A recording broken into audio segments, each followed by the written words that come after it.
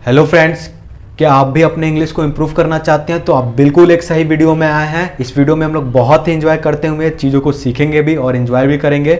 तो ठीक है, इस एक्सरसाइज को सॉल्व करने से पहले मैं आपको कुछ बेसिक चीज़ें बता देता हूँ कि इस एक्सरसाइज में देखो ना, 3 टाइप्स के क्वेश्चन आपको से पूछे जाएंगे। ठीक है, आप हिंदी देख रहे होंगे, जितने भी हिंदी इस एक्सरसाइज में दिए गए हैं, ठीक है, उन सभी के लास्ट में आपको दिखाई दे रहा होगा कुछ ऐसे सेंटेंस होंगे जिसके लास्ट में या फिर हैं होगा या फिर हूँ होगा या फिर हो होगा, जो कि सिंपल प्रेजेंट को इंडिकेट कर रहे हैं, जिसके साथ हेल्पिंग वर्ब में इज एम आर का प्रयोग किया जाता है। ठीक है, और आपको कुछ ऐसे सेंटेंस दिखाई दे रहे होंगे कि जिसके लास्ट में था थे थी है, यानी जिसके हिंदी के लास्ट में था होगा या फिर थे होंगे या फिर था थे थी होंगे। ठीक है, जो कि सिंपल पास्ट को इंडिकेट कर रहे हैं, और उसके साथ हम लोग भी हेल्पिंग वर्ब में या तो वॉच का प्रयोग करेंगे या फिर वर का प्रयोग करेंगे। ठीक है, और आपको कुछ ऐसे भी सेंटेंस दिखाई दे रहे होंगे जिसके लास्ट में होगा होगी होंगे या फिर रहेगा रहेगी रहेंगे या फिर आपको बनेगा बनेगी बनेंगे दिखाई दे रहे होंगे। ठीक है, जो कि सिंपल फ्यूचर को इंडिकेट कर रहा है, और इसके साथ हेल्पिंग वर्ब में विल बी या फिर शैल बी का प्रयोग किया जाता है। ठीक है, तो चलते हैं, कुछ रूल से पहले मैं मिला देता हूँ, फिर मैं आपको क्या करता हूँ, इसको सॉल्व करता हूँ साथ में। ठीक है,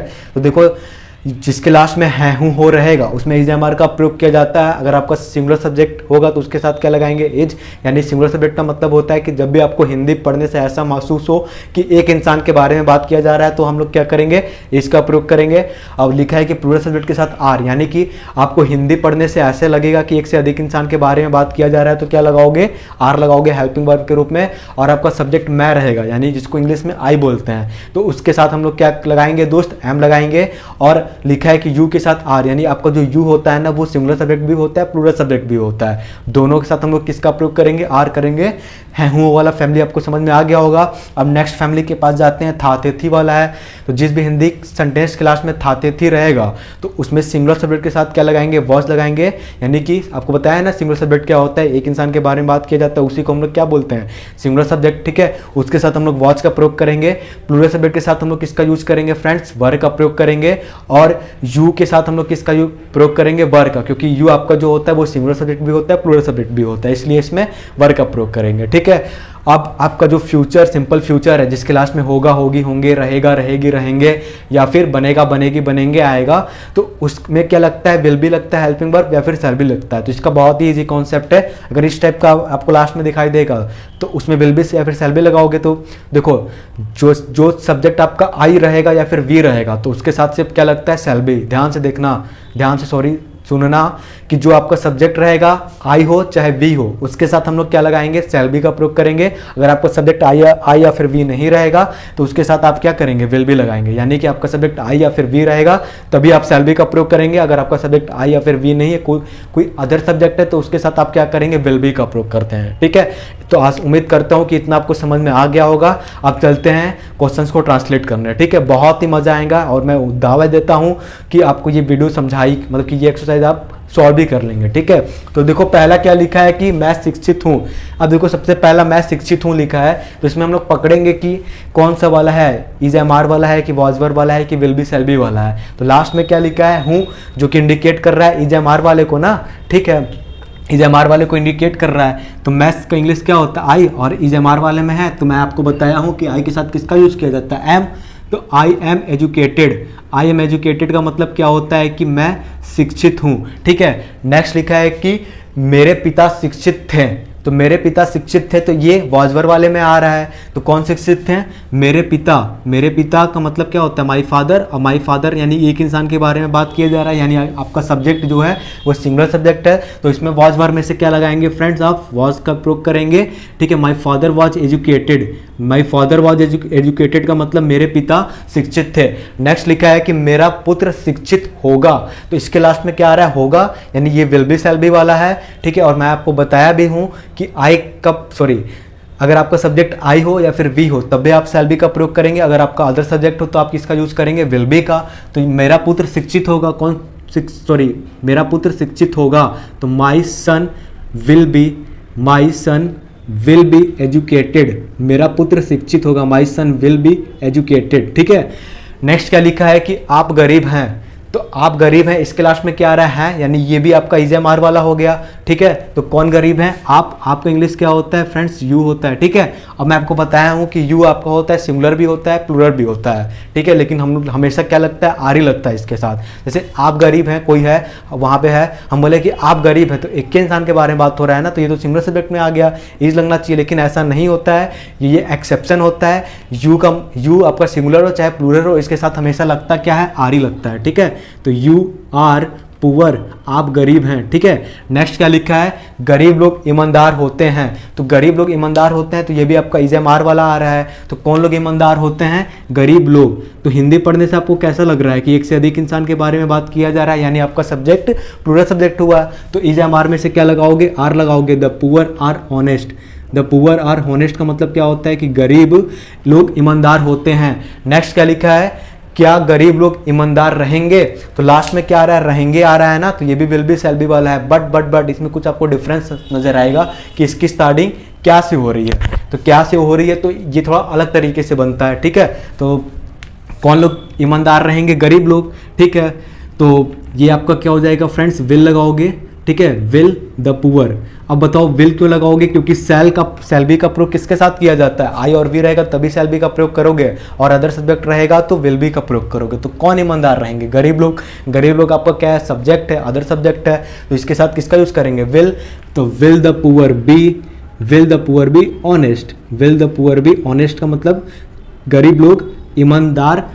क्या गरीब लोग ईमानदार रहेंगे? Will the poor be honest, ठीक है। और इसका बनाने का तरीका अलग हो गया क्योंकि ये आपका सिंगल इंट्रोगेटिव सेंटेंस है, ठीक है। नेक्स्ट क्या लिखा है? क्या भारतीय धनी नहीं बनेंगे? तो देखो इसमें भी बनेंगे आ गया ना, बनेंगे, तो ये भी आपका विल बी शैल बी वाला है। और इसमें भी आपको थोड़ा डिफरेंस होगा क्योंकि इसकी स्टार्टिंग क्या से हो रही है? बीच में नहीं भी आ रहा है, तो ये आपका सिंगल इंट्रोगेटिव नेगेटिव सेंटेंस हो गया। तो ये भी आपका थोड़ा सा डिफरेंस अलग तरीके से बनेगा। तो इसमें सबसे पहले सेंटेंस पकड़ो, कौन धनी बनेंगे? भारतीय। भारतीय आपका क्या सब्जेक्ट है, तो विल शैल में से क्या लगाओगे? विल लगाओगे, ठीक है। Will Indians not be rich. Will Indians not be RICH का क्या होता है फ्रेंड्स? रिच होता है, ठीक है। Will Indians not be rich मतलब क्या भारतीय धनी नहीं बनेंगे, ठीक है। नेक्स्ट क्या लिखा है? आप दोषी नहीं थे। आप दोषी नहीं थे, तो देखो इसके लास्ट में क्या आ रहा है? थे आ रहा है, यानी कि ये भी वॉज वर्ब वाला है। और आपका इंग्लिश क्या होता है? यू होता है। और मैं आपको इसमें भी बताया हूं कि आप दोषी थे लिखा है ना, सॉरी आप दोषी नहीं थे लिखा है। तो ये बताओ ना, आप दोषी नहीं थे, आप दोषी नहीं थे, तो एक इंसान के बारे में बात हो रहा है कि एक से अधिक, तो आप बोलेंगे भैया एक इंसान के बारे में बात हो रहा है, यानी आपका सब्जेक्ट तो सिंगुलर हुआ, तो इसके साथ क्या वॉज लगा देना चाहिए? नहीं, इसके साथ भी आप क्या लगाएंगे? वर लगाएंगे। क्यों लगाएंगे? क्योंकि मैं आपको बताया कि यू आपका सिंगुलर हो चाहे प्लूरल हो, इसके साथ हमेशा क्या लगता है? वर ही लगता है, ठीक है। वहां पे मैंने लिखा भी है, तो यहाँ पे क्या हो जाएगा आपका? यू वर नॉट गिल्टी, ठीक है। नेक्स्ट क्या लिखा है? वे लोग दोषी नहीं रहेंगे। तो वे लोग दोषी नहीं रहेंगे, तो लास्ट में क्या आ रहा है? रहेंगे आ रहा है, तो ये भी विल बी शैल बी वाला हो जाएगा। तो इसको भी बना लेते हैं हम लोग। वे का इंग्लिश क्या होता है? दे के साथ क्या लगाओगे? विल। और बीच में नहीं है तो क्या हो जाएगा? Will not be. तो they will not be guilty. They will not be guilty का मतलब क्या होता है कि वे लोग दोषी नहीं रहेंगे। नेक्स्ट क्या लिखा है? आप खुश रहेंगे।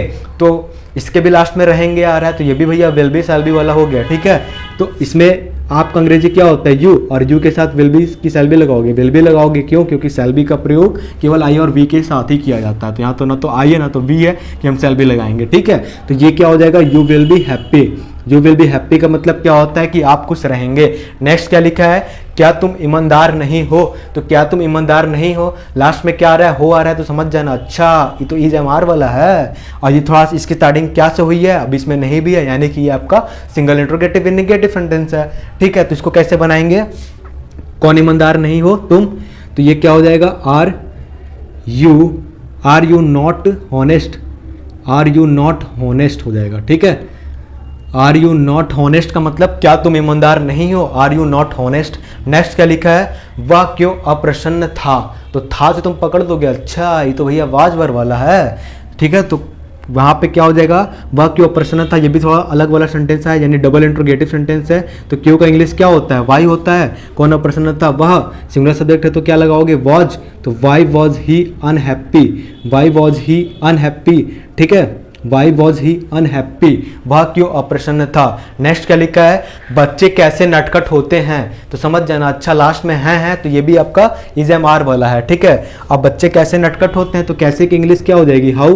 कौन नटखट होते हैं, बच्चे, एक से अधिक इंसान है यानी कि प्लूरल सब्जेक्ट हुआ तो इज एम आर में से क्या लगेगा, आर लगेगा, ठीक है। इसको थोड़ा सा अच्छे से बना देते हैं, बड़ी यार अजीब हो गया है।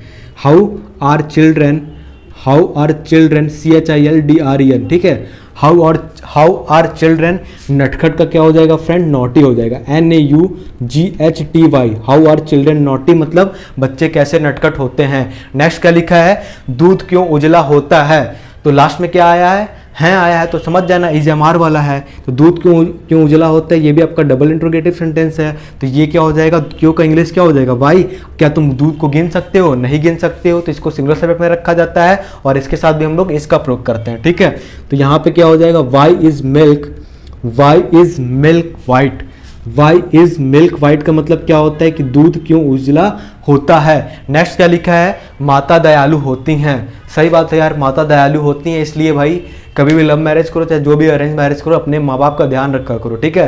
तो यहाँ पे क्या लिखा है भाई कि माता दयालु होती हैं, तो लास्ट में क्या आया है, तो समझ जाना। अच्छा ये तो भैया इज एम आर वाले घर से है, तो माता का इंग्लिश क्या हो जाएगा, मदर। तो मदर एक इंसान है, सिंगुलर सब्जेक्ट है, तो इज एम आर में से क्या लगाओगे, इज, क्योंकि माता क्या है, सिंगुलर सब्जेक्ट यानी एक इंसान के बारे में बात किया जा रहा है, ठीक है। तो मदर इज क्या हो जाएगा, काइंड, माता दयालु होती हैं, सही बात है।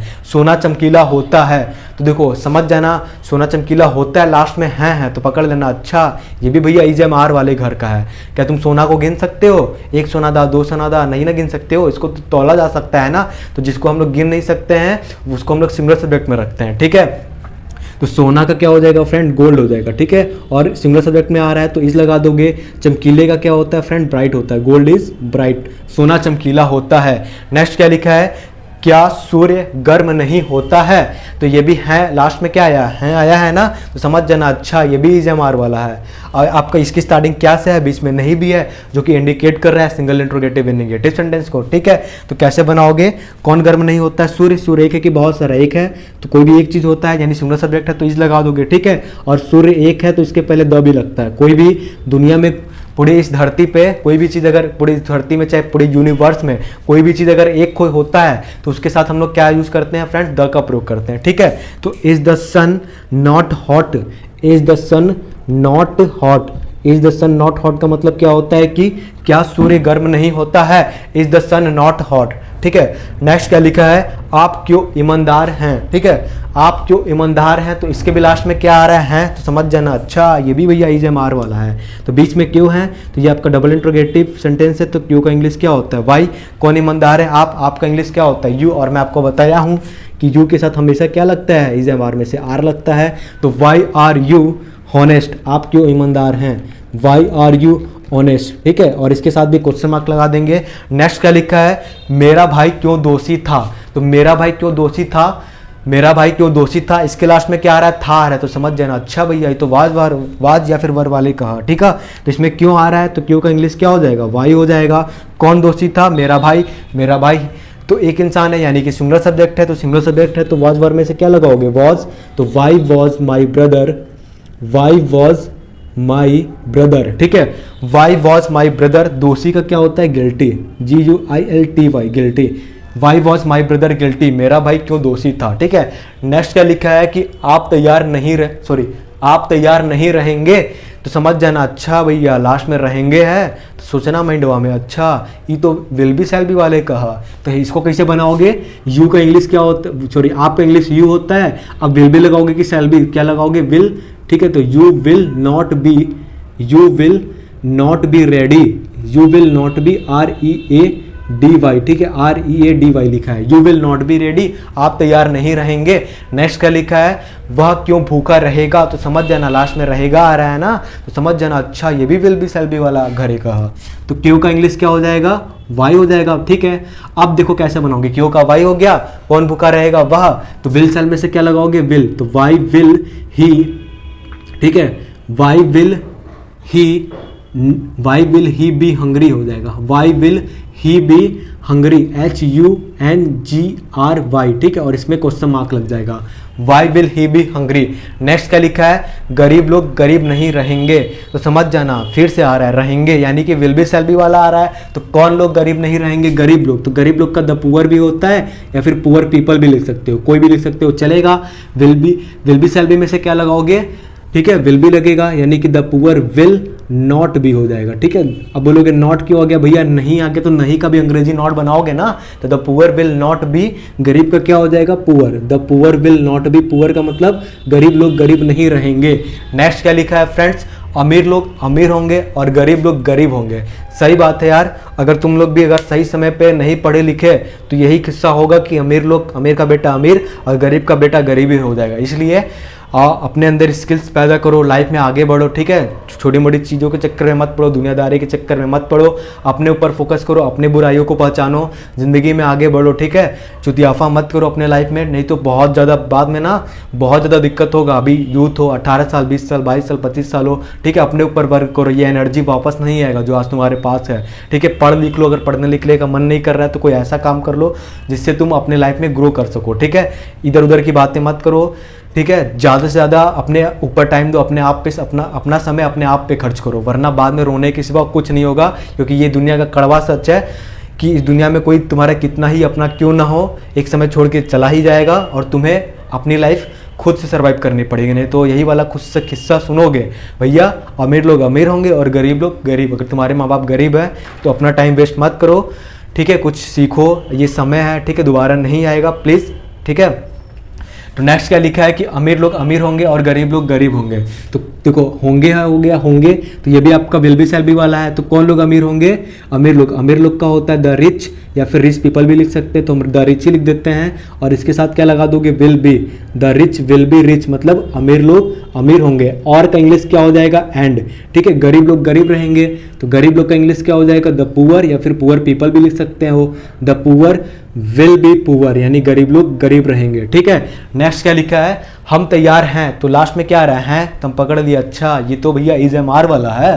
तो हम तैयार हैं तो वी हो जाएगा, वी आपका पूरा सब्जेक्ट है, तो इज एम आर में से क्या लगाओगे, आर। वी आर रेडी मतलब हम लोग तैयार हैं या फिर हम तैयार हैं। नेक्स्ट लिखा है कि हम सदा तैयार रहेंगे, तो लास्ट में क्या आ रहा है, रहेंगे। तो समझ जाना, अच्छा ये तो विल बी शैल बी वाले घरे का। ठीक है, तो कैसे बनेगा, हमका इंग्लिश क्या होता है, वी, और मैं आपको बताया हूँ कि आई हो आपका सब्जेक्ट या फिर बी सब्जेक्ट हो, उसके साथ क्या लगता है, शैल बी। तो यहाँ पे क्या लगा दोगे, शैल। ठीक है, बी मत लगा देना अभी। और सदा का क्या हो जाएगा, ऑलवेज। तो we shall always be ready. We shall always be ready का मतलब क्या होता है कि हम लोग सदा तैयार रहेंगे।